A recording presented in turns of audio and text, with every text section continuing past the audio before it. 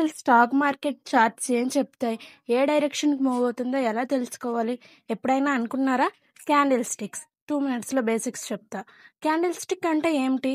Candle stick అంటే ఒక stock ఒక టైంలో ఎలా మూవ్ అయిందన్నది చూపించే విజువల్ బార్.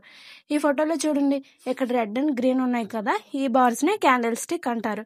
ఒక క్యాండిల్‌లో 4 పార్ట్స్ ఉంటాయి. ఓపెన్, హై, లో, క్లోజ్.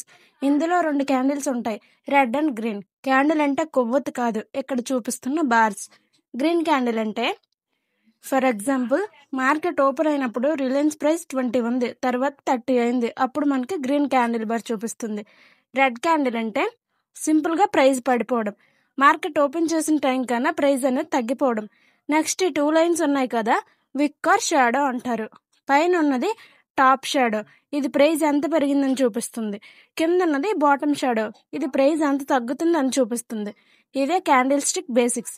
ఇవి అర్థం చేసుకుంటే ప్రైస్ డైరెక్షన్, మొమెంటం, రిజెక్షన్ అన్నీ గుర్తించగలరు. ఇంకా వీటి కోసం డీటెయిల్గా చెప్పాలంటే కామెంట్ చేయండి, ఫుల్ వీడియో చేసి పెడతా. డే 9లో టైం ఫ్రేమ్స్లోకి వెళ్దాం. లైక్ అండ్ ఫాలో చేయండి. డే 9లో కలుద్దాం.